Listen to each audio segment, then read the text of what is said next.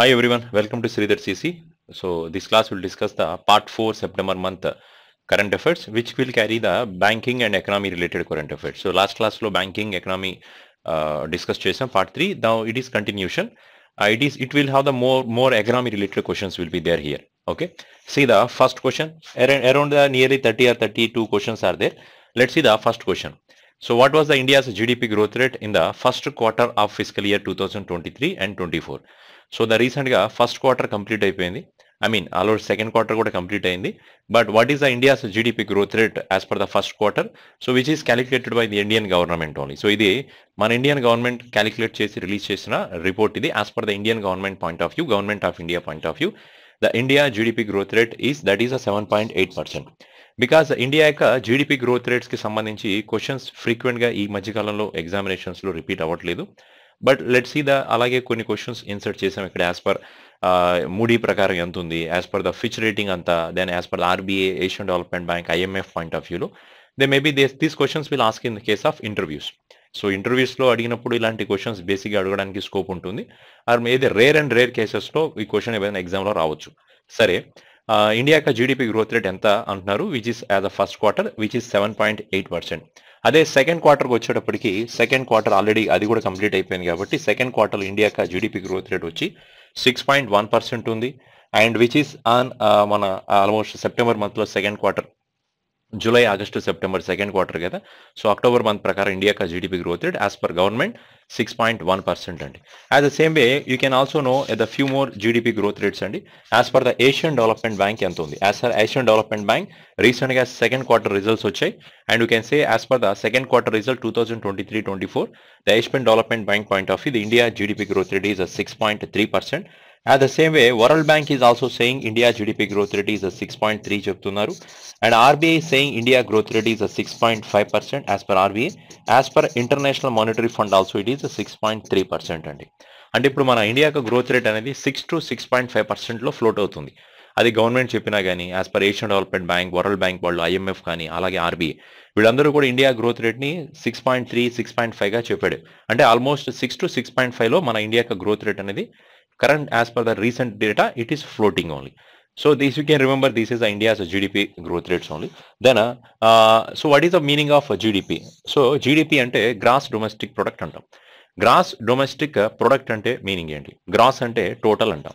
So ప్రీవియస్గా చెప్పి ఉన్నాను, గ్రాస్ అంటే మీనింగ్ ఏంటి? టోటల్ అంటాం.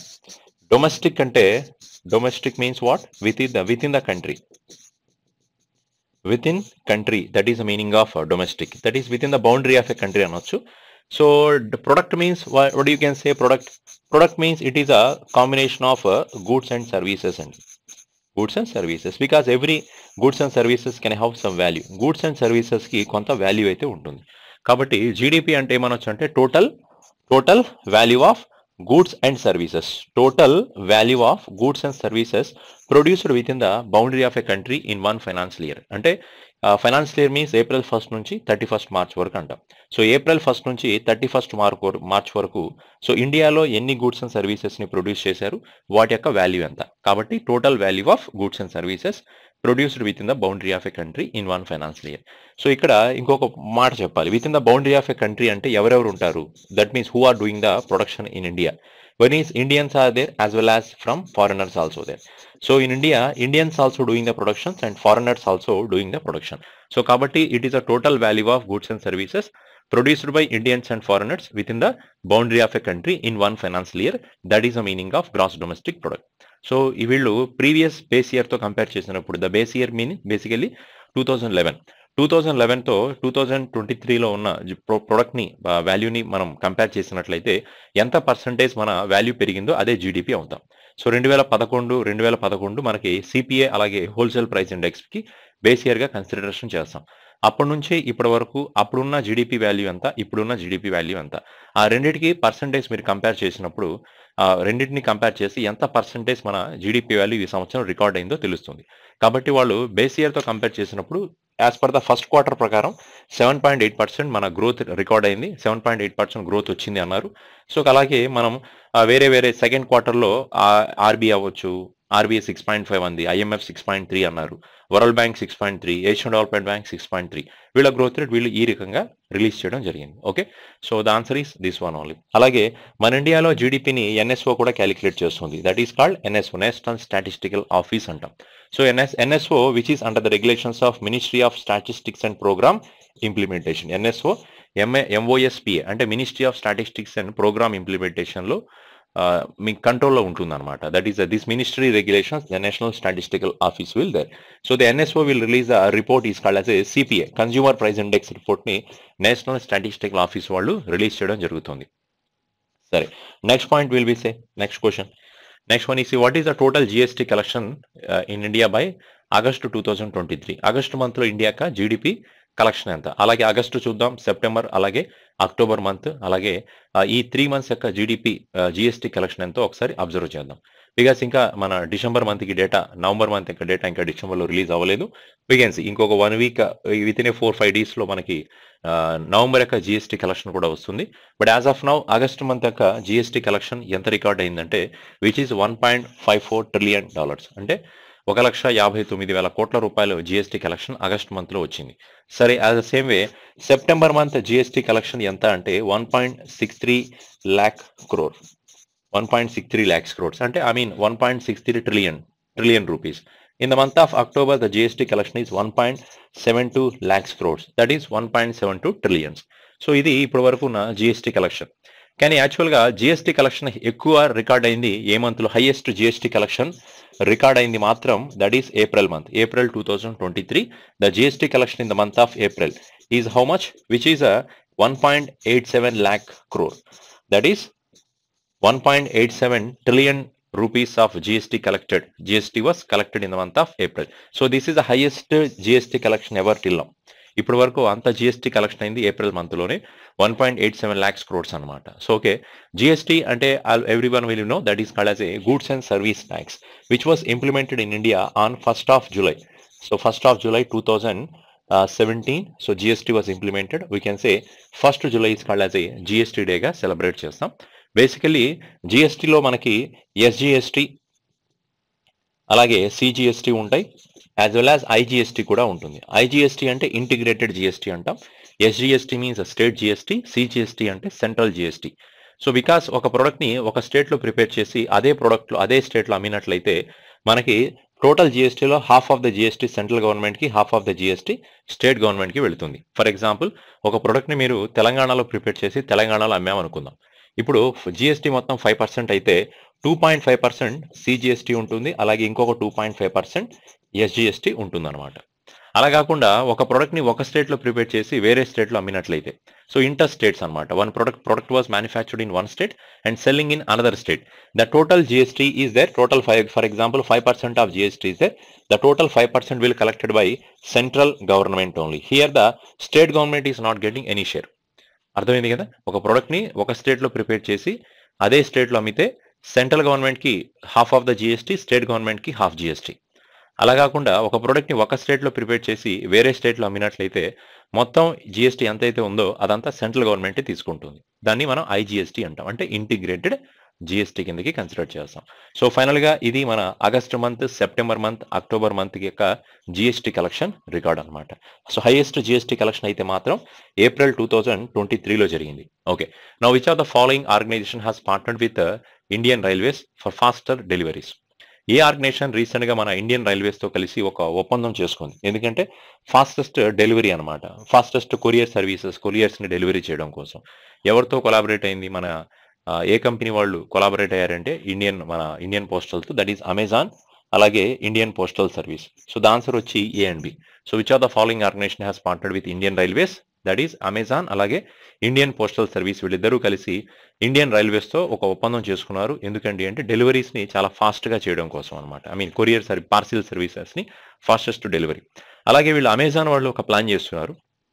ఏంటది అంటే ఇండియాలో 10 million ఎంఎస్ఎంఈస్ ఉన్నాయి. 10 million ఇండియాలో 10 million ఎంఎస్ఎంఈస్ ని డిజిటలైజ్ గా మార్చాలి.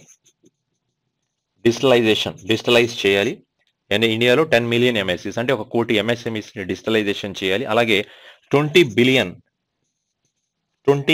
బిలియన్ ఈ కామర్స్ ఎక్స్పోర్ట్స్ ఇండియాలో చేయాలి. E commerce 20 billion e commerce exports అనేవి ఇండియాలో డిస్ట్రిబ్యూట్ చేయాలి. అంటే 20 బిలియన్స్ అంటే ఆలోచించండి, 1 బిలియన్ అంటే 100 క్రోడ్స్ అని, 20 బిలియన్స్ అంటే 20 into 100, that is 2000 crores of e commerce exports India నుంచి జరగాలి. అలాగే India should create the 2 million jobs, 2 million jobs by 2025. ఇవన్నీ కూడా 2025 వచ్చేటప్పటికి ఇండియాలో జరగాలి. 2025 వచ్చేటప్పటికి ఇండియాలో 10 మిలియన్ ఎంఎస్ఎంఈస్ని డిజిటలైజేషన్ చేయాలి. ఈ కామర్స్ ఎక్స్పోర్ట్స్ ఇండియాలో 20 బిలియన్ వరకు రీచ్ అవ్వాలి. అలాగే 2 మిలియన్ 20 లక్షల మందికి దగ్గర ఎంప్లాయ్మెంట్ అనేది క్రియేట్ అవ్వాలి. ఇదంతా జరగాలి. సో ఇదంతా అమెజాన్ వాళ్ళే రీసెంట్గా ఇనిషియేట్ చేస్తున్నారు. దానికోసం అమెజాన్ వాళ్ళు సో ఇండియాలో ఒక సంభవ్ అనే ఒక ఈవెంట్ కండక్ట్ చేశారు. సంభవ్ అనే ఒక ఈవెంట్ని అమెజాన్ ఇండియాలో కండక్ట్ చేసింది. ఈ ఈవెంట్లోనే వాళ్ళు ఏమని అనౌన్స్ చేశారంటే, మేము ఇండియన్ పోస్టల్ సర్వీస్తో అలాగే ఇండియన్ రైల్వేస్తో కొలాబరేట్ అవుతున్నాం, ఎందుకంటే ఇండియాలో ఫాస్టెస్ట్ డెలివరీ చేయాలని ఇంటెన్షనల్గా చేయాలనుకుంటున్నారని అనౌన్స్మెంట్ అనేది ఈ సమిట్లోనే వాళ్ళు ఒక ఈవెంట్లో కండక్ట్ చేశారనమాట. అంటే ఇప్పుడు ఇన్ని e commerce export 20 million e commerce exports జరగాలి అంటే, 20 మిలియన్ ఈ కామర్స్ ఎక్స్పోర్ట్ జరగాలి అంటే వాళ్ళకి చాలా ఫాస్ట్గా డెలివరీస్ ఉండాలి. అందుకని వాళ్ళు ఏం చేశారంటే ఇండియన్ రైల్వేస్తో ప్లస్ ఇండియన్ పోస్టల్ డిపార్ట్మెంట్తో వాళ్ళు కొలాబరేట్ అయ్యారనమాట. Because they have to do the fastest deliveries. That is the main point. ఇప్పుడు అంత ఫాస్ట్గా చేయాలంటే చాలా ఎక్కువ మందిని రిక్రూట్ కూడా చేసుకోవాల్సి వస్తుంది. కాబట్టి 20 లక్షల మందికి పైన ఎంప్లాయ్మెంట్ క్రియేట్ అవుతుందని కూడా అనౌన్స్ చేయడం జరుగుతుంది. Because India is a vast and biggest market for e commerce అండి. ఎందుకంటే ఇండియా పాపులేషన్ 138 crores, ప్రపంచంలో మన దేశానికంటే జనాభా ఏ దేశంలో అంత ఎక్కువ మంది లేరు. మరి కాబట్టి ఇంతమంది పాపులేషన్, చాలా మంది ఆన్లైన్లో ప్రొడక్ట్స్ ఆర్డర్ చేస్తున్నారు, అమెజాన్లో యూజ్ చేస్తున్నాం. కాబట్టి ఇలాంటి మార్కెట్ని ఏ కంపెనీ అయినా ఎందుకు వదులుకుంటుంది? సో రివర్స్లో ఇండియాలో ఇన్వెస్ట్మెంట్లు పెట్టి ఇండియాలో ఇంకా వాళ్ళ బిజినెస్ని పికప్ చేయాలనే ఉద్దేశంతో వీళ్ళంతా ఈ టైప్ ఆఫ్ అనౌన్స్మెంట్స్ చేయడం జరుగుతుందండి. ఓకే, సో ఇక్కడ ఆన్సర్ అయితే అర్థమైంది కదా, both A and B, Indian postal ఒకటి, Amazon. Then come to next question. Next point is which company has backed the BCCI TV and digital media rights in a 5-year deal worth of 5,963 crore rupees. So రీసెంట్గా ఏ టీవీని BCCA టీవీగా declare చేశారు. 5 years మొత్తం, not life long ఏం కాదు. So ఇప్పుడు రాబోయే 5 yearsలో వాళ్ళు కండక్ట్ చేస్తున్న మ్యాచెస్ని ఈ టీవీలో టెలికాస్ట్ చేయొచ్చు. అండ్ అలాగే వాళ్ళ అడ్వర్టైజ్మెంట్స్ మొత్తం కూడా ఈ టీవీలో వేయడం జరుగుతుంది. సో దానికోసం బీసీసీఏ ఈ టీవీ ఏదైతే ఉందో బీసీసీఏ వాళ్ళకి 5,963 crore rupees పే చేసింది. Because BCC is the biggest cricket board in the world. కాబట్టి అలాంటి వాళ్ళు కండక్ట్ చేసే మ్యాచెస్ మొత్తం ఈ టీవీలో టెలికాస్ట్ అయితే ఈ టీవీ యొక్క బిజినెస్ కూడా పెరుగుతుంది. కాబట్టి 5,963 కోట్ల రూపాయల డీల్ ఇది. That the deal the BCCI has, the company has paid to, the TV channel has paid to BCCI TV only, BCCI. So ఇంతకీ TV parent Wacom 18. So Wacom 18 యొక్క పేరెంట్ ఎవరంటే, Wacom 18 parent is Reliance only. It is Reliance backed Wacom has backed the BCCI TV digital media rights in a 5 years deal. So for that it is paid the nearly 5,963 crore rupees only. Okay, so and then next question is see.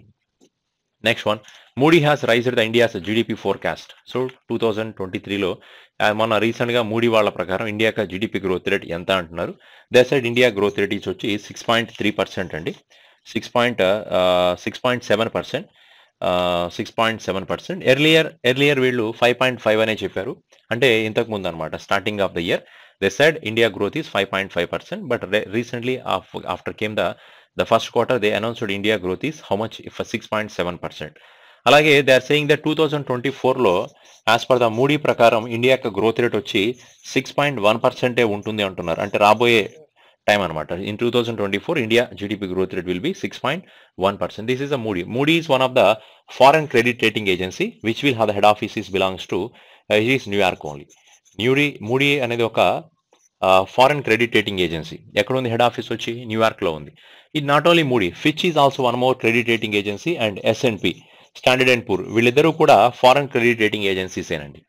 దీని గురించి ఒక news, జనరల్గా ఏ company అయినా ఒక దేశంలో investment పెట్టాలనుకున్నప్పుడు first ఆ company ఇదిగో ఈ మూడీని కానీ ఫిచ్ని కానీ S&P అనే ఇంటర్నేషనల్ క్రెడిట్ రేటింగ్ ఏజెన్సీస్ని అప్రోచ్ అవుతుంది.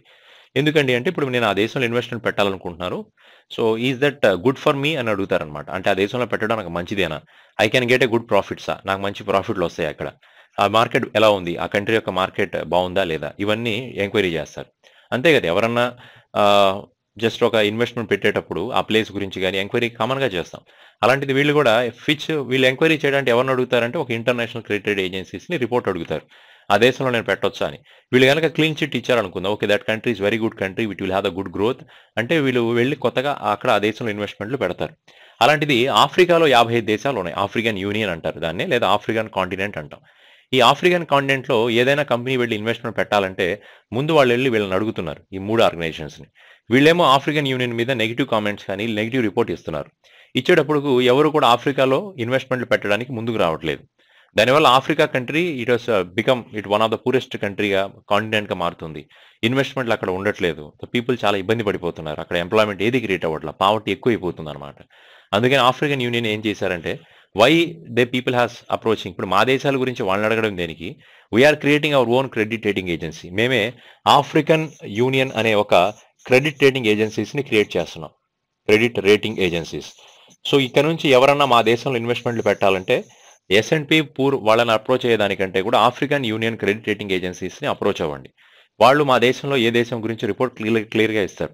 అంటే మా దేశం గురించి పాజిటివ్గా చెప్తారు. అప్పుడు మీరు మా దేశంలో ఇన్వెస్ట్మెంట్ పెడితే మాకు ఎంప్లాయ్మెంట్ క్రియేట్ అవుతుంది, అలాగే మీకు కూడా మీ బిజినెస్ను డెవలప్ అవుతాయి. ఇప్పుడు ఇది మంచి విషయమే కదా, ఎందుకంటే ఒక దేశం డెవలప్ అవ్వాలంటే ఇన్వెస్ట్మెంట్లో రావాలి. అక్కడ ఇన్వెస్ట్మెంట్ లేకుండా డెవలప్మెంట్ ఎక్కడి నుంచి వస్తుంది? ఇప్పుడు అలాంటిది Africa one of the poorest కాంటినెంట్గా మారడానికి చాలామంది అక్కడ ఇన్వెస్ట్మెంట్ పెట్టడానికి రెడీగా ఉండకపోవడం రీజన్ వచ్చి బికాస్ వాళ్ళు ఇచ్చే రేటింగ్లు డిఫరెంట్గా ఉండడం అనమాట.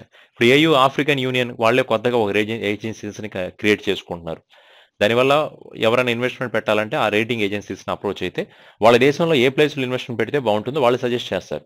దానివల్ల వాళ్ళ దేశాలు బాగుపడతాయి అనమాట. That is the news. సరే, ఇది ఒక పాయింట్. ఇప్పుడు మూడీ ప్రకారం మన ఇండియాకి గ్రోత్ రేట్ వచ్చి 6.7%, but next year it will be 6.1%. Come to next question.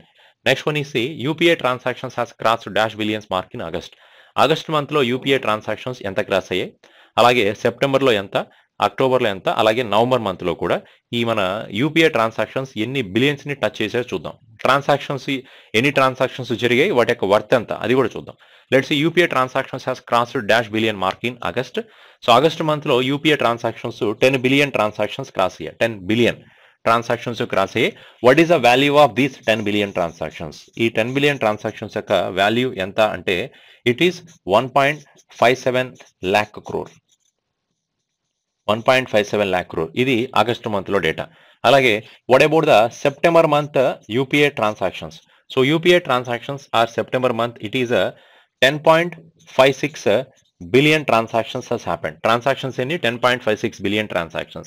What is the value of transactions?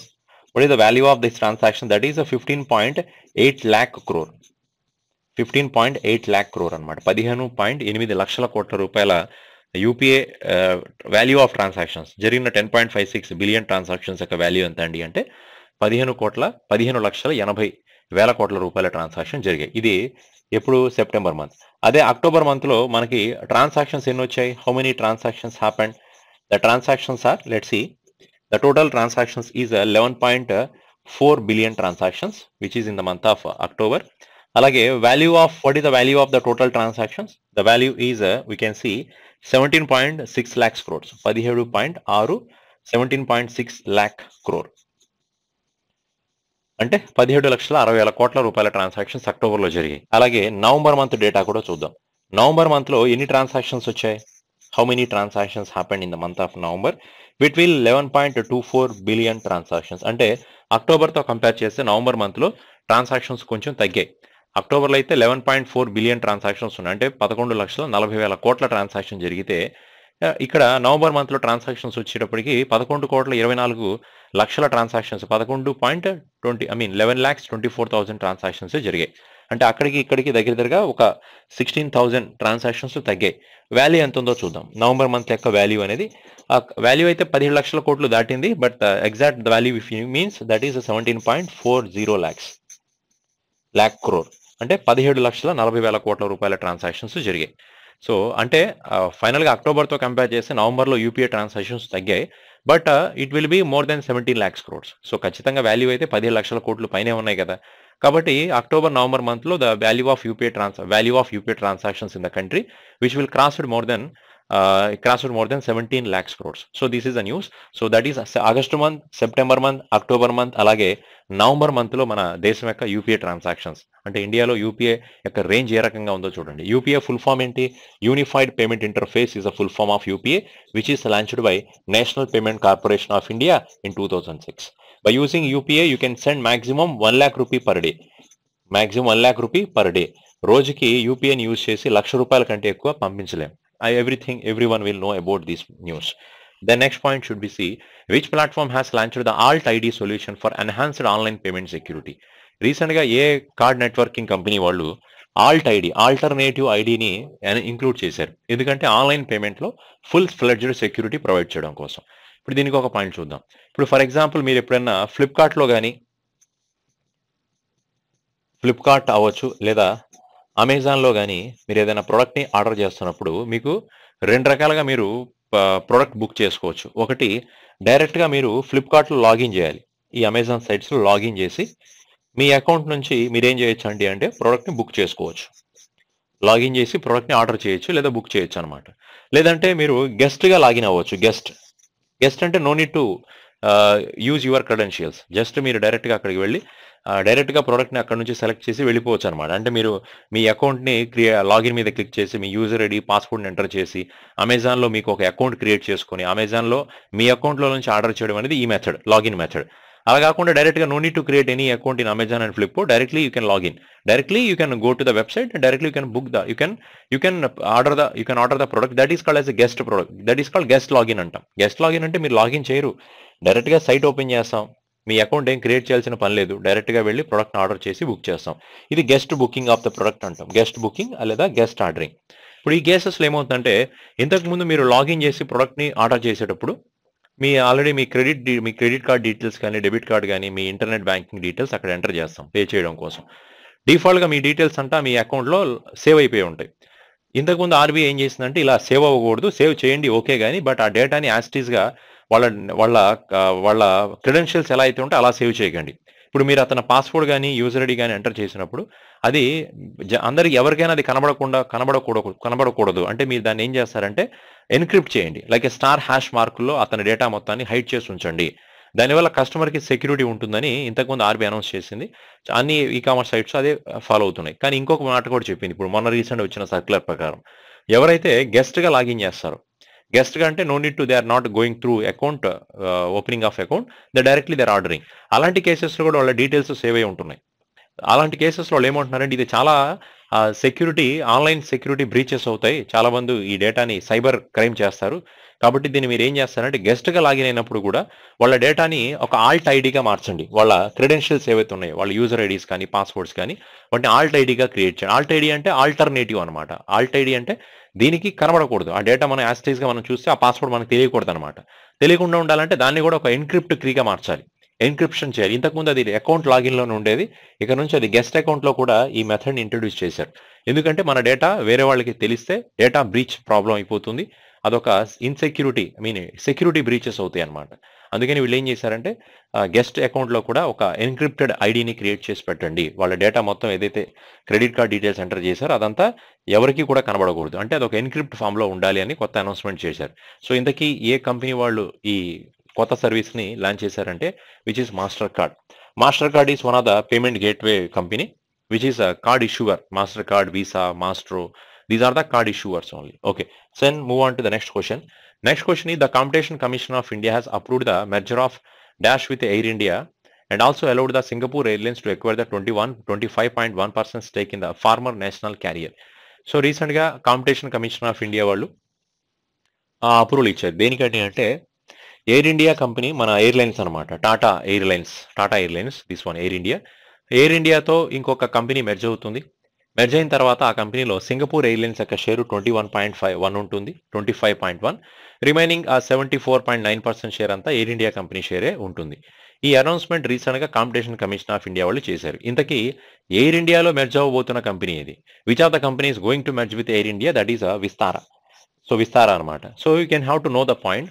Tata ఎయిర్లైన్స్కి టాటా ఎయిర్లైన్స్లో బేసిక్గా మనకు ఒక 4 ఎయిర్లైన్స్ ఉంటాయి. ఒకటి we can know that one of the airline is that is Air India. Air India గురించి అందరికీ తెలుసు. ఇంతకుముందు ఇది గవర్నమెంట్ రెగ్యులేషన్స్లో ఉండేది. అంతకుముందు ఇది టాటా వాళ్ళదే. దీన్ని నేషనలైజేషన్ చేసి ఇందిరాగాంధీ గవర్నమెంట్లో ఉన్నప్పుడు ఎయిర్ ఇండియాని గవర్నమెంట్ రెగ్యులేషన్లో తీసుకున్నారు. బట్ రీసెంట్గా due to loss of Air India company again Tata వాళ్ళు దీన్ని టేక్ ఓవర్ చేసుకున్నారు. ఇది ఒకటి ఎయిర్లైన్. రెండోది విస్తారా. విస్తారా అనేది ఇంకొక ఎయిర్లైన్. మూడోది there is one more airline is that is Air Asia. Air Asia India. Air Asia India అనేది ఒక ఎయిర్లైన్ ఉంది. There is one more airline. Let's see. Yeah. So what I told, first one is Air India. Next one is Vistara. The third one, Air Asia India. Air Asia India. The fourth airline is Air India Express. Air India Express. These are the 4 airlines. ఇవన్నీ కూడా టాటా వాళ్ళు regulate చేస్తున్న airlines, Tata airlines ఇవన్నీ కూడా. కాకపోతే ఇక్కడ ఏంటంటే ఈ ఎయిర్ ఇండియా అనేది 100% టాటా వాళ్ళది. ఎయిర్ ఏషియా ఇండియా కూడా 100% టాటా వాళ్ళదే. ఎయిర్ ఇండియా ఎక్స్ప్రెస్ కూడా 100% టాటా వాళ్ళదే. ఇప్పుడు ఎయిర్ ఏషియా అనేది బేసిక్గా మలేషియన్ ఎయిర్లైన్స్ కంపెనీ. కానీ మలేషియన్ ఎయిర్లైన్స్ వాళ్ళు ఇండియాలో కూడా ఎయిర్ ఏషియా ఇండియా అనే పేరుతో రన్ చేస్తున్నారు. దీనికి ఓనర్ మాత్రం టాటా. బట్ ఎయిర్ ఏషియా అనేది Malaysian company, air Asia India అనేది ఇండియన్ కంపెనీ. అది టాటా వాళ్ళ కంపెనీ అనమాట. ఎయిర్ ఇండియా ఎక్స్ప్రెస్ కూడా ఇండియన్ కంపెనీనే. ఇప్పుడు యాక్చువల్గా ఇప్పుడు ఏంటంటే ఎయిర్ ఇండియాలో 100% టాటాదే, ఎయిర్ ఏషియాలో 100% టాటా వాళ్ళదే, ఎయిర్ ఇండియా ఎక్స్ప్రెస్లో 100% కూడా టాటా వాళ్ళదే. ఈ విస్తారా దగ్గరకు వచ్చేటప్పటికి ఈ విస్తారా ఎయిర్లైన్స్లో టాటా ఉన్నారు, ప్లస్ అలాగే సింగపూర్ ఎయిర్లైన్స్ కూడా ఉంది. Singapore airlines. సో ఈ విస్తారాలో టాటా యొక్క షేర్ వచ్చి ఇంతకుముందు 51% ఉండేది. ఈ సింగపూర్ ఎయిర్లైన్స్ యొక్క షేర్ వచ్చి 49% ఉండేది. మొత్తం కలిపి 100% అనమాట. రీసెంట్గా ఎయిర్ ఇండియా వాళ్ళు ఒక అనౌన్స్మెంట్ పాస్ చేశారు. ఏంటంటే మెజారిటీ షేర్ టాటాదేగా ఉంది. సో వాళ్ళు ఏం అనౌన్స్ చేశారంటే విస్తారా కంపెనీని ఎయిర్ ఇండియాతో మెర్జ్ చేస్తున్నాం. ఇక నుంచి విస్తారా అనే కంపెనీ ఎయిర్ ఇండియా పేరుతోనే రన్ అవుతుంది. ఎయిర్ ఇండియా అనేది ఒక ప్రీమియం ఎయిర్లైన్స్ అండి. విస్తారా కూడా ఒక ప్రీమియం ఎయిర్లైన్సే. ఈ విస్తారా కంపెనీ రీసెంట్గా అరౌండ్ 2015 ఆ టైంలో స్టార్ట్ అయింది. టాటా కొలాబరేషన్తో వీళ్ళిద్దరు సింగపూర్ ఎయిర్లైన్స్ ఇద్దరు కలిసి స్టార్ట్ చేశారు. ఇక నుంచి విస్తారా కంపెనీని ఎయిర్ ఇండియాలో మెర్జ్ చేస్తున్నారు. మెర్జ్ చేసిన తర్వాత సింగపూర్ ఎయిర్లైన్స్ యొక్క షేర్ అనేది 25% మాత్రమే ఉంటుందన్నమాట. 25% మాత్రమే. ఇప్పుడు వరకు అది 49% కాస్త ఇప్పుడు 25.1%గానే మారుతుంది. ఇక రిమైనింగ్ షేర్ ఎంతైతే ఉందో అప్రాక్సిమేట్లీ 75% షేర్ అదంతా టాటా వాళ్ళే ఎక్వైర్ చేస్తున్నారు. టాటా వాళ్ళ షేరే ఉంటుందన్నమాట. ఈ అనౌన్స్మెంట్ రీసెంట్గా జరిగింది. The competition Commission of India is also accepted. Singapore airlines is also accepted this deal only. For this question the answer should be Vistara is the answer here. అలాగే వీళ్ళు ఏం చేస్తున్నారంటే ఎయిర్ ఇండియా ఎక్స్ప్రెస్ని ఎయిర్ ఏషియాని వీళ్ళు రెండింటిని కూడా merge చేస్తున్నారు. అంటే ఇప్పుడు ఏమవుతుందంటే ఎయిర్ ఏషియా ఇండియా కాస్త వచ్చి ఎయిర్ ఇండియా ఎక్స్ప్రెస్లో మెర్జ్ అయిపోతుంది. ఎయిర్ ఏషియా ఇండియా కాస్త ఎయిర్ ఇండియాలో మెర్జ్ అవుతుంది. ఈ మెర్జింగ్ ఎందుకండి అంటే ఇప్పుడు 4 ఎయిర్లైన్స్ ఎందుకు టాటా? సో 4 ఎయిర్లైన్స్ని వాళ్ళు మెర్జ్ చేసి 2 ఎయిర్లైన్స్గా మారిస్తే సర్వీసెస్ బ్రహ్మాండంగా ఇవ్వచ్చు, స్టాఫ్ని కూడా ఎఫిషియెంట్గా మెయింటైన్ చేయొచ్చు. దానివల్ల they can give the good services to customer. So Air India already లాస్లో ఉంది. ఇప్పుడు ఈ లాస్ని బేర్ చేయాలన్నమాట. కాబట్టి వాళ్ళు ఇలాంటి డెసిషన్ తీసుకున్నారు. అలాగే ఇప్పుడు 4 ఎయిర్లైన్స్ని టాటా వాళ్ళు మెయింటైన్ చేయడం కంటే కూడా 4టిని కూడా 2 ఎయిర్లైన్స్గా మార్చి 2 ఎయిర్లైన్స్ని ఎఫిషియెంట్గా సర్వీస్ ఇస్తే ఒకటి ప్రీమియం సర్వీస్, ఒకటేమో బడ్జెట్ సర్వీస్ అనమాట. ప్రీమియం అంటే ప్రీమియం క్లాస్ ఆఫ్ పీపుల్ కోసం, బడ్జెట్ అంటే కామన్ మ్యాన్ కోసం. అలాంటిది వీళ్ళు ఈ 2 ఎయిర్లైన్స్ని కలిపి ఒక ఎయిర్లైన్స్గా మారుస్తున్నారు. దానికి ఏమని పేరు పెడుతున్నారంటే ఎయిర్ ఇండియా ఎక్స్ప్రెస్ అనే పేరుతో రన్ చేస్తున్నారు. ఇక నుంచి ఇది ఎయిర్ ఇండియా ఎక్స్ప్రెస్ అనమాట. ఏఐ అంటే ఎయిర్ ఇండియా ఎక్స్ప్రెస్. ఇప్పుడు ఆల్రెడీ ఎయిర్ ఇండియా ఎక్స్ప్రెస్ ఉంది కదా. ఎయిర్ ఏషియా ఇండియాని ఎయిర్ ఇండియా ఎక్స్ప్రెస్లో కలిపేస్తున్నారు. ఇక నుంచి దాని పేరు ఎయిర్ ఇండియా ఎక్స్ప్రెస్. అంటే it's a combination of 2 airlines అనమాట. ఇక నుంచి ఎయిర్ ఏషియా ఇండియా అనే ఎయిర్లైన్స్ ఉండదు. దాన్ని మెర్జ్ ఆల్రెడీ అనౌన్స్ చేశారు కాబట్టి ఎయిర్ ఇండియా ఎక్స్ప్రెస్ పేరుతో రన్ అవుతుంది. ఇక నుంచి విస్తారా కంపెనీ ఎయిర్లైన్స్ కాస్త ఎయిర్ ఇండియా అనే పేరుతో రన్ చేస్తున్నారు. ఇక ఈ 2 కోడ్స్ అనమాట. ఎయిర్ ఇండియా అనే కోడ్ మనకి ఫ్లైట్ సర్వీస్ బుక్ చేయాలంటే మన ఎయిర్ ఇండియా యొక్క కంపెనీ పేరు ఏఐగా రిప్రజెంట్ అవుతుంది. ఎయిర్ ఇండియా ఎక్స్ప్రెస్ పేరు కాస్త ఏఐఈగా రిప్రజెంటేషన్ చేయడం జరుగుతుంది. So this is one of the important news about the airlines. So answer వచ్చి ఇప్పుడు విస్తారా కంపెనీ అవుతుంది ఈ క్వశ్చన్కి. Now which platform has launched the new mobile application called as the share market. షేర్.మార్కెట్ అనే ఒక కొత్త మొబైల్ అప్లికేషన్ ఎవరు క్రియేట్ చేశారు? This is the application for the share market. అంటే ఫోన్పే గురించి మీ అందరికీ తెలుసు. ఇది ఒక యూపీఐ ప్లాట్ఫామ్. దీంట్లో మనం పేమెంట్లు చేయొచ్చు, పర్చేస్ చేయొచ్చు, ఏదైనా బిల్ పేమెంట్ చేయాలన్నా ఫోన్పే నుంచి చేయొచ్చు, క్రెడిట్ కార్డ్ బిల్ పేమెంట్ చేయొచ్చు, ఆర్టీసీ టికెట్లు బుక్ చేసుకోవచ్చు ఫోన్పే యూస్ చేసి, మొబైల్ రీఛార్జెస్ చేసుకోవచ్చు, అన్నీ ఉన్నాయి. కానీ ఫోన్పే యూస్ చేసి షేర్ మార్కెట్ అంటే ఫోన్పేలో షేర్ మార్కెట్ యొక్క ఆపరేషన్స్ లేవు. ఎస్ఐపి ప్లాన్స్ పెట్టారు వాళ్ళు, డైరెక్ట్గా షేర్ మార్కెట్కి సంబంధించి ఫోన్పే వాళ్ళు కొత్తగా ఒక యాప్ క్రియేట్ చేశారు, share.market అని. ఈ యాప్ని ఫోన్పే వాళ్ళే స్పాన్సర్ చేస్తున్నారు, వాళ్ళే క్రియేట్ చేసిన యాప్ ఇది, సపరేట్ యాప్ అనమాట. ఈ యాప్ని యూజ్ చేసి మీరు షేర్ మార్కెట్లో ఇది ఒక డిమాట్ అకౌంట్ క్రియేట్ చేసి ఇస్తుంది ఈ యాప్ అనేది. With help of this application, you can directly enter in the market. You can buy and sell the shares in the share market only. So the answer for this question is PhonePe. Then move on to the next one. Recently, which of the following company has got RBI nod to commence the NBFC operations? Recently, RBI provided the license to one organization. RBI ఒక organization కి కొత్తగా licence ఇచ్చింది. What is the purpose of the licence? The company can start the NBFC operations. ఇక నుంచి ఆ company non banking financial company operations చేయొచ్చు అనమాట. So ఇంతకీ ఏ కంపెనీకి ఆర్బీఐ ఎన్బిఎఫ్సిగా ఆపరేట్ చేసే లైసెన్స్ ప్రొవైడ్ చేసింది? That company is Bajaj Auto. So Bajaj Auto from now it can operate as a non banking financial company. So we have to know the 1 or 2 difference between banks and NBFCs. So banks are included in the Banking Regulation Act 1949 as well as they will follow the RBI Act 1934. NBFCs will obey the Companies Act. NBFCs అన్ని కూడా companies act ని follow అవుతాయి. Companies act అంటాం, which is 1956 companies act ఉంది, అలాగే 2013 companies act కూడా ఉంటుంది. Recent అయితే 2013 కంపెనీస్ యాక్ట్ దాన్ని ఫాలో అవుతూ ఉంటుంది. So NBFCs will not issue checks and DDs. They will not issue checks and DDs. అలాగే NBFCs will accept only term deposits. NBFCs ఒక టర్మ్ డిపాజిట్ ని మాత్రమే యాక్సెప్ట్ చేస్తాయి. That is also we know. NBFCs DICGC is not applicable to NBFCs. DICGC అనేది deposit insurance credit guarantee corporation, NBFCs కి applicable కాదు అనమాట. అంటే అప్లికేబుల్ కాదు అంటే వాళ్ళకి డిపాజిట్ చేసిన అమౌంట్కి ఎటువంటి గ్యారంటీ ప్రొవైడ్ చేయడం కుదరదు. కస్టమర్లు NBFCsలో డిపాజిట్ చేస్తే అది కస్టమర్ల రిస్కే తప్ప NBFCsకి సంబంధం లేదు. దాంట్లో డిపాజిట్ చేసిన డబ్బు పోతే you cannot ask the question to RBI because deposit insurance credit guarantee corporation this is a facility which is not applicable to NBFCs. If you want surety of 5 lakh rupees, you can deposit in bank. Basically, DICGC will provide the 5 lakh rupees of insurance to customer deposits in banks. మీరు బ్యాంక్లో deposit చేసే డబ్బుకి 5 లక్షల వరకు guarantee DICGC ఇస్తుంది. అదే NBFCsలో deposit చేసి ఎటువంటి గ్యారంటీ ఉండదన్నమాట. మనకి NBFCsలో బేసికల్గా ఒక 4 లేయర్స్ ఆఫ్ NBFCs ఉన్నాయి. ఒకటి బేస్ లేయర్ అంటారు, తర్వాత మిడిల్ లేయర్ అంటాం, తర్వాత అప్పర్ లేయర్, ఇది టాప్ లేయర్ అనమాట. ఇది టాప్ లేయర్. ఇలా NBFCs మొత్తాన్ని కూడా ఇలా టాప్ 4 లేయర్స్ ఆఫ్ అప్రోచ్గా డివైడ్ చేయడం జరిగింది. సో బేసికల్గా బిలో బేస్ లేయర్లో non depositing taking NBFCs which the net worth is up to 1000 crores. Middle లేయర్లో ఆల్ డిపాజిటింగ్ టేకింగ్ NBFCs ఉంటాయి, నాన్ డిపాజిటింగ్ టేకింగ్ NBFCs కూడా ఉంటాయి. అప్పర్ లేయర్లో అయితే RBI will specifically identify the few NBFCs they will keep in upper layer which can have the more risk. So the upper layer NBFCs again will have the more risk, that will be move on to the top layer. Basically ideally top layer can be empty. Top layer emptyగా ఉంటుంది, దాంట్లో ఎటువంటి NBFCs ఉంచరు. బేసికల్గా upper లేయర్లో ఏ NBFCకి అయితే risk హెవీగా అయిపోతుందో వాటన్నిటిని కూడా టాప్ లేయర్కి మూవ్ చేస్తారు. సో ఇది బేసికల్గా NBFCs యొక్క ఫ్యూ స్టోరీ. సరే నెక్స్ట్ క్వశ్చన్ చూద్దాం. Next one, the government has removed the dash percentage agricultural cess on import of LPG. అలాగే లిక్విడ్ పెట్రోలియం గ్యాస్ కానీ, లిక్విఫైడ్ ప్రోపేన్ కానీ, లిక్విఫైడ్ బ్యూటేన్ కానీ ఇవన్నీ కూడా మనం ఇంపోర్ట్ చేస్తూ ఉంటాం బేసికల్గా. ఎందుకంటే మనకి క్రూడ్ ఆయిల్స్ మనం వేరే కంట్రీస్ మీద డిపెండెంట్ కదా, ఇలా మనం వేరే కంట్రీస్ నుంచి ఇంపోర్ట్ చేస్తూ ఉంటాం. ద గవర్నమెంట్ రీసెంట్గా మొన్న జూలై మంత్లో ఏం చేసిందంటే వీటి మీద ఈ LPGs లిక్విఫైడ్ ప్రోపేన్ వీటి వేరే కంట్రీస్ నుంచి ఇంపోర్ట్ చేస్తున్నప్పుడు వాటి మీద 15% సెస్ ఇంపోజ్ చేసింది మన జూలై మంత్లో. దీని కాస్త మన రీసెంట్గా సెప్టెంబర్ 1 నుంచి మళ్ళీ దీన్ని రిమూవ్ చేసేసారు. ఇక నుంచి కంప్లీట్గా ఈ 15% ఇంతకుముందు లేదు, జూలైలో ఇంపోజ్ చేశారు, ఇప్పుడు మళ్ళీ తీసేయడం జరిగింది. సెస్ అంటే ట్యాక్స్ ఆన్ ట్యాక్స్ అంటాం. Cess means what? This is called tax on tax. మనం పే చేస్తే ట్యాక్స్ మీద మళ్ళీ 15% ట్యాక్స్ కట్టాల్సి వస్తుంది. బికాస్ మన ఇండియాలో LPG యొక్క పెట్రోల్ యొక్క రేట్స్ చాలా ఎక్కువ, 110 రూపీస్ వరకు ఉన్నాయి. సో ఎందుకంటే ఇది జనరల్గా మనం వేరే దేశం నుంచి బ్యారల్స్ని క్రూడ్ ఆయిల్ని పర్చేస్ చేసినప్పుడు ఇది తక్కువ ఉంటుంది. ఇంత ఉంటుంది, ఒక బ్యారల్ వచ్చి ఆ బ్యారల్ అంటే ఒక 100 లీటర్స్ అనమాట. ఇది అరౌండ్ మనకు ఒక $50-60 వస్తుంది.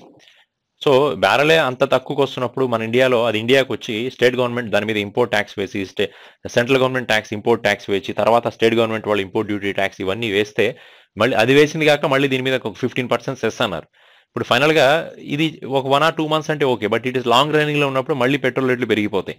గవర్నమెంట్ మళ్ళీ దీన్ని రివోక్ చేయడం జరిగిందనమాట. సో ఇప్పుడు ఫైనల్గా ఈ 15% సెస్ ఏదైతే ఉందో, ఈ సెస్ అనేది అగ్రికల్చర్ కోసం వాడతారని అన్నారు, బట్ దీన్ని మళ్ళీ రివోక్ చేయడం తీసేశారనమాట. Okay, then another point is So which organization has signed MOU with IIFL to co-financing renewable energy projects? IIFL అంటే ఇండియా ఇన్ఫోలైన్ కార్పొరేషన్ లిమిటెడ్, ఇది ఒక ఫైనాన్స్ కంపెనీ, వీళ్ళు లోన్లు ప్రొవైడ్ చేస్తూ ఉంటారు.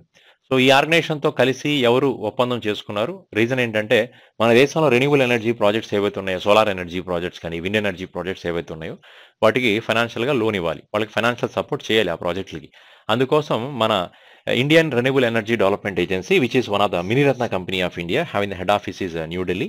సో ఈ organization New Delhi based organization which is established in 1987, IREDA. వీళ్ళు IIFL అనే ఆర్గనైజేషన్స్తో కలిసి ఇండియాలో ఉన్న రెన్యూబుల్ ఎనర్జీ ప్రాజెక్ట్స్కి లోన్ ఇవ్వాలని డిసైడ్ చేశారు. So answer IREDA.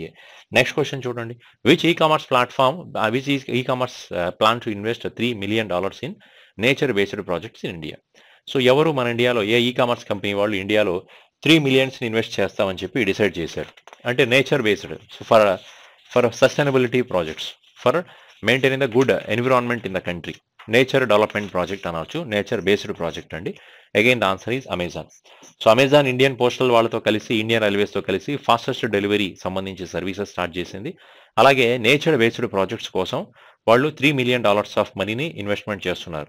యాక్చువల్గా ఈ కంపెనీ మొత్తం 15 million ఫండ్ ఇన్వెస్ట్ చేస్తారని చెప్పింది.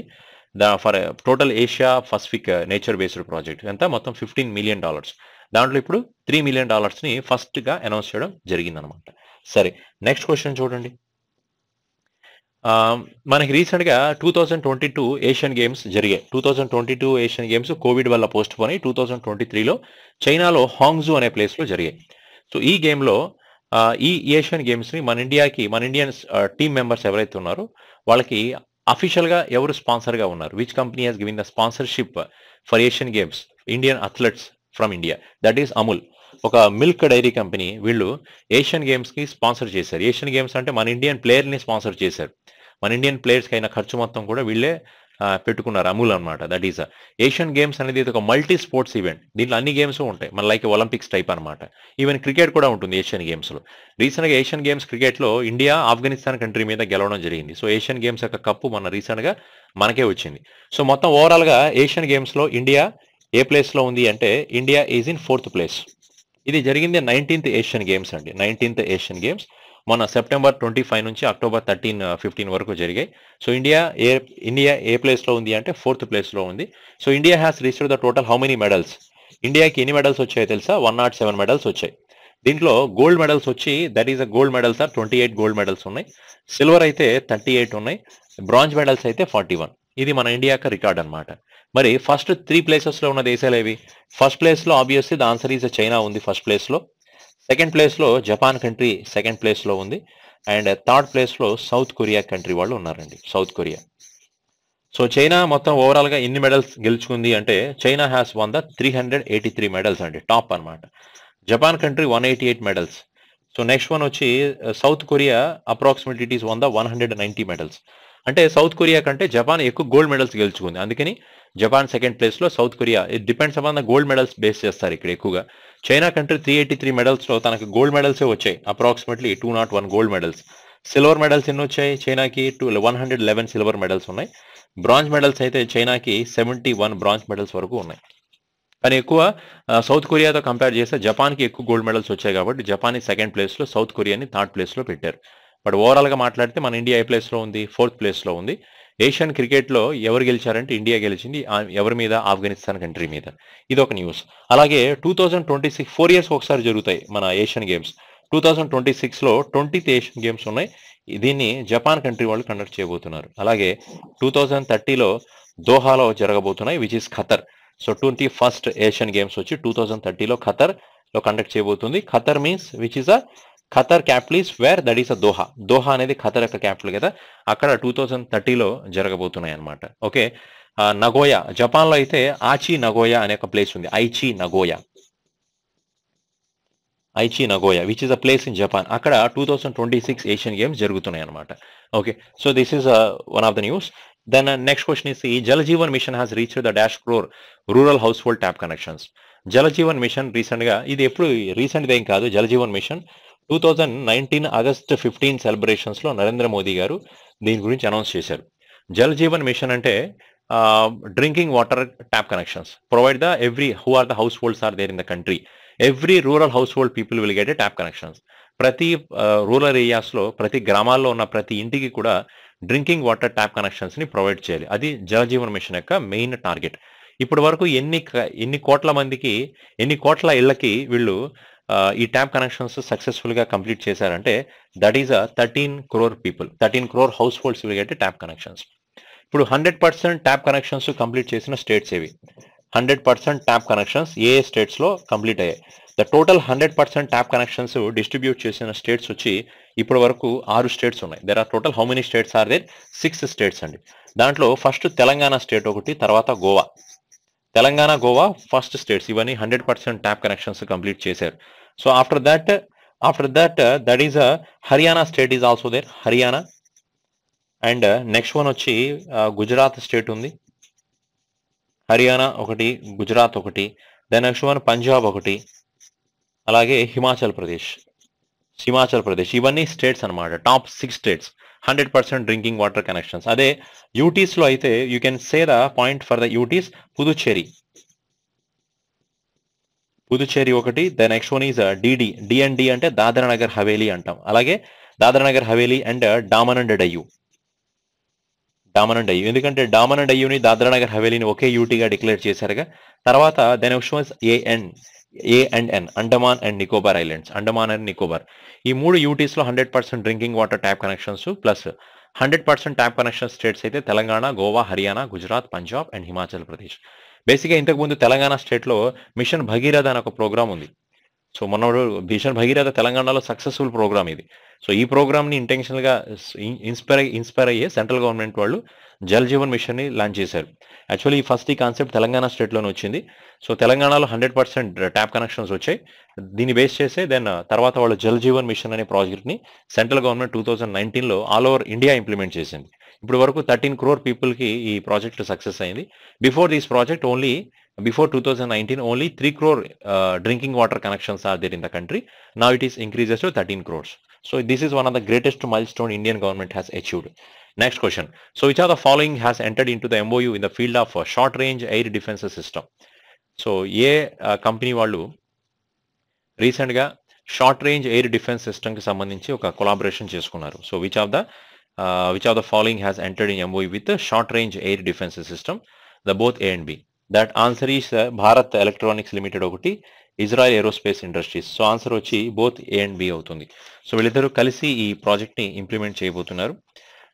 ఇజ్రాయెల్స్ లీడింగ్ కంపెనీ ఇజర్, ఇది ఒక ఇజ్రాయెల్ ఏరోస్పేస్ ఇండస్ట్రీస్ అనేది ఇజ్రాయెల్ ఏరోస్పేస్ కంపెనీ ఇది. అలాగే మన ఇండియాకి భారత్ ఎలక్ట్రానిక్స్ లిమిటెడ్, వీళ్ళిద్దరూ కలిసి ఈ MOU మీద సైన్ చేయడం జరిగింది. So it will enhance the cooperations in addressing the India's requirement in the short range air defence system. The MOU has signed in Bengaluru only. ఈ MOU బెంగళూరులో సైన్ చేయడం జరిగింది. So BL Bhanuprakash Srivastava from the Bharat Electronics limited, MD and chairman. At the same way, Israel Airlines president is Boaz Levi. So Israel కంట్రీకి సంబంధించి Boaz లేవి అనే వ్యక్తి లేవి. అలాగే భారత్ నుంచి మన Bhanuprakash Srivastava from, he is a chairman of Bharat Electronics Limited. The both people has did a MOU on this particular short range defense system agreement which is happened in the Bengaluru only. Okay, then next question is which platform has launched the card sound box enabling credit and debit card payment? Recent గా card sound box అనే system ని ఎవరు launch చేశారు? మీకు తెలుసు, answer వచ్చి Paytm అని. Paytm వాళ్ళు రీసెంట్ గా, మీకు పేటిఎం సౌండ్ బాక్స్ గురించి ఐడియా ఉంది, మనం ఏదైనా QR కోడ్ స్కాన్ చేసి పే చేసినప్పుడు so and so amount of money is received from the Paytm payment bank అని ఒక వాయిస్ వస్తూ ఉంటుంది. అది సౌండ్ బాక్స్ అనమాట. ఇప్పుడు ఆ సౌండ్ బాక్స్ లో ఇప్పుడు వరకు UPI ఫీచర్ మాత్రమే ఉంది. ఇక్కడ నుంచి వాళ్ళు ఏం చేస్తున్నారంటే ఆ సౌండ్ బాక్స్ కి వాళ్ళు కార్డ్ పేమెంట్ ఆప్షన్ కూడా లింక్ చేస్తున్నారు. అంటే ఇప్పుడు మీ దగ్గర UPI లేదనుకుందాం, అంటే QR కోడ్ స్కాన్ చేసే ఆప్షన్ మీకు లేదు, బట్ మీ దగ్గర క్రెడిట్ కార్డ్ కానీ డెబిట్ కార్డ్ కానీ ఉంది, దాంట్లో అమౌంట్ ఉన్నాయి. ఇప్పుడు మీరు నార్మల్గా స్వైపింగ్ మిషన్లోకి వెళ్ళి మనం స్వైప్ చేసి పే చేస్తున్నాం కదా, లేకపోతే వైఫై ఎనేబుల్ చేసినట్లయితే మన కార్డ్ని అక్కడ ట్యాప్ చేసి పే చేస్తున్నాం.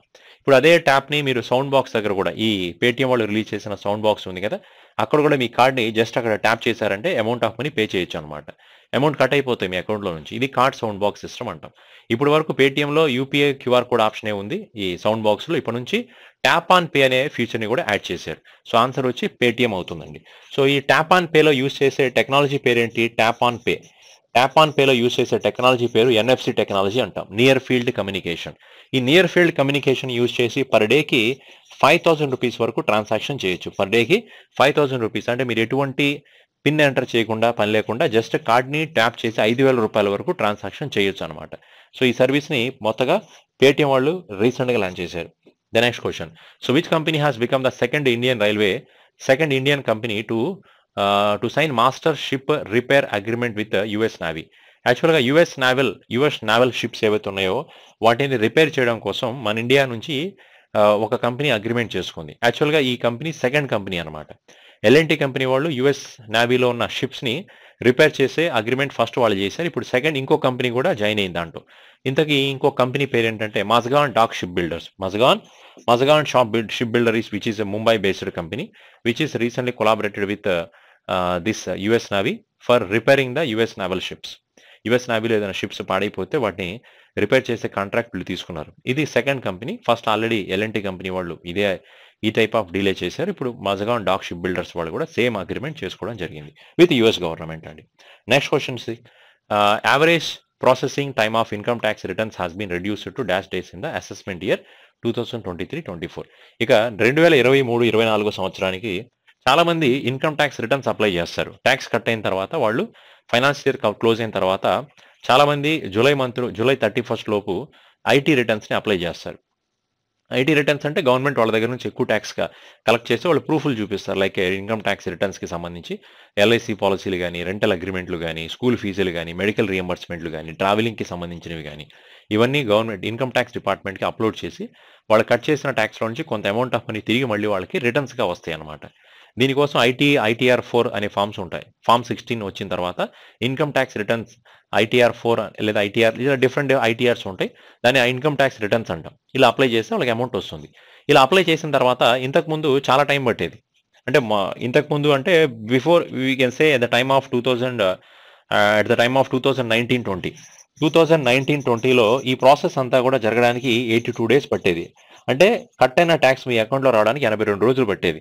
కానీ వీళ్ళు మొన్న 2022-23లో ఈ ప్రాసెస్ని 82 రోజుల నుంచి వీళ్ళు చాలా వరకు తగ్గించి 16 డేస్కే తగ్గించారు. 16 డేస్కి తగ్గించేశారు ఈ ప్రాసెస్ని. ఇప్పుడు 2023-24లో ఇదే ప్రాసెస్ని 10 డేస్కి తగ్గించడం జరిగింది. అంటే చాలా ఫాస్ట్గా ఐటీ రిటర్న్స్ వచ్చేస్తాయి. మీరు అప్లై చేసిన 10 డేస్ లోపు ఐటీఆర్ రిటర్న్స్ మీ అకౌంట్లో పడిపోతుంది అనమాట. సో ఆన్సర్ వచ్చి ఇప్పుడు దీనికి 10 డేస్ కిందకి కన్సిడర్ చేయొచ్చు. 10 డేస్. ఇంతకుముందు 16 డేస్ ఉండేది, దానికంటే ముందు 82 రోజులు ఉండేది. సరే, నెక్స్ట్ క్వశ్చన్ చూడండి. So which of the following app has partnered with Indian navy to offer transportation solutions to office travel. ఇప్పుడు ఇండియన్ నావీ ఎంప్లాయీస్ ఉంటారు కదా, ఆఫీసర్స్, ఇండియన్ నావీ ఆఫీసర్స్ ఎవరైతే ఉంటారో వాళ్ళ ఫ్యామిలీతో వాళ్ళు దేశంలో ఎక్కడికైనా వెళ్ళాలనుకున్నట్లయితే, దేశంలో ఎక్కడికైనా ట్రిప్ వేయాలన్నా, ఆఫీస్ డ్యూటీ మీద వెళ్ళాలనుకున్నా కానీ ఉబర్ వాళ్ళకి కొత్తగా సర్వీస్ ఆఫర్ చేయడం జరుగుతుంది. Uber has giving very good facility to Indian navy people. So ఎలాంటి సర్వీస్ ఇస్తుందంటే వాళ్ళందరికీ కూడా పర్సనలైజ్డ్ యాప్ ఉబర్లో ఒకటి క్రియేట్ చేసి ఇస్తారు వాళ్ళ ఫ్యామిలీ కోసం లేదా అఫీషియల్ పర్సన్స్ కోసం. Uber is creating one profile in the your app. Again they are providing the premium executive cab category. వాళ్ళకి ప్రీమియం క్యాబ్స్ని అలొకేట్ చేస్తారు. పీక్ ఆఫీస్ అవర్స్లో కూడా వెళ్ళడానికి విధంగా. అలాగే టాప్ రేటెడ్ డ్రైవర్స్ని ప్రొవైడ్ చేయడం జరుగుతుంది. 0 క్యాన్సిలేషన్ ఫీజు ఇస్తారు. 24/7 సర్వీస్ ప్రొవైడ్ చేయడం జరుగుతుంది. ఇది ఇండియన్ నేవీలో ఉన్న అఫీషియల్ పర్సన్స్ ఎవరైతే ఉంటారో వాళ్ళకి, వాళ్ళ ఫ్యామిలీ మెంబర్స్కి ఎక్కడైనా ట్రావెల్ చేయాలనుకున్నా 24/7 సర్వీస్ ఇస్తారు. ప్రీమియం క్లాస్ సర్వీస్ అనమాట. అలాగే టాప్ రేటెడ్ డ్రైవర్స్ని ప్రొవైడ్ చేస్తారు. 0 క్యాన్సిలేషన్ ఫీజ్ అనమాట. ఇదంతా Indian navy office travel purpose కోసం లాంచ్ చేస్తున్నారు. ఇది ఎవరు ఇచ్చారంటే ఉబర్ కంపెనీ వాళ్ళు ఇండియన్ నేవీకి ఇచ్చిన సర్వీస్ అనమాట. సో ఫ్రీ కాదండి, పేమెంట్ చేయాలండి.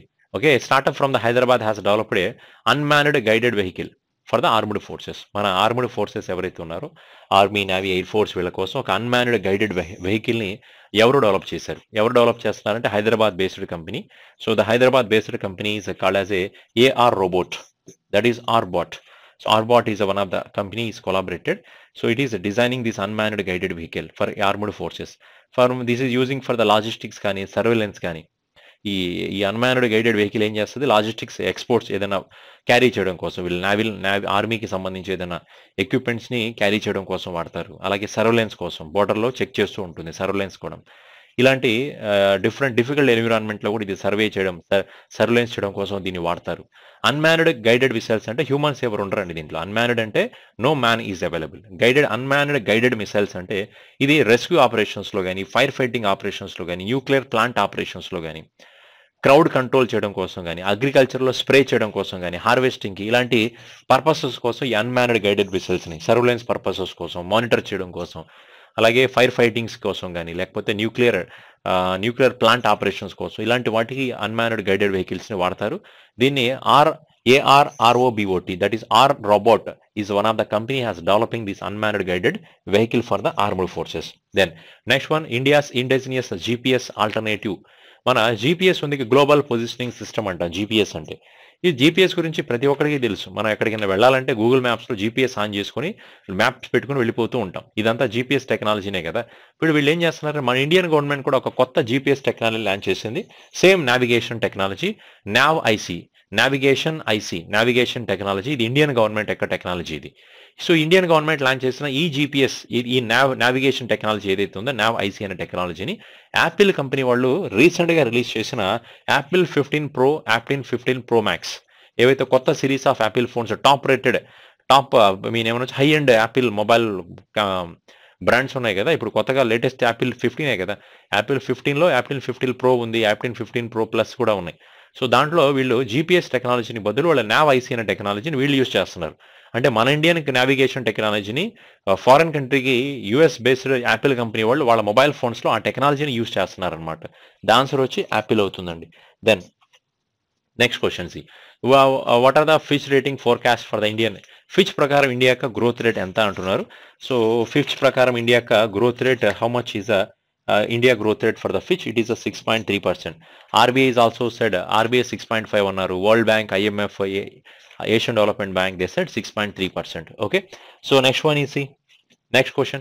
So అలాగే రీసెంట్గా which company has recently got a top sponsorship rights for the first MotoGP.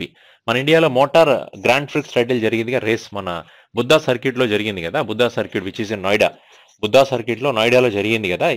దీనికి ఎవరండి టాప్ స్పాన్సర్షిప్ ఎవరు? ఈ మోటో జీప్ రేస్ని ఎవరు స్పాన్సర్ చేస్తున్నారంటే Indian oil company. So Indian oil corporation has giving sponsorship. So మరి ఈ జరిగిన మోటార్ జీపీ రేస్ కంప్లీట్ అయిందిగా బుద్ధా సర్క్యూట్లో, which is in Buddha international circuit in Noida. Who was the person has one. Last క్లాస్లో చెప్పున్నాను మీకు, that is Marco. His name is MARCO, Marco Beggici from Italian driver. So Italian driver, this person is from the Muni VR46 Ducati team.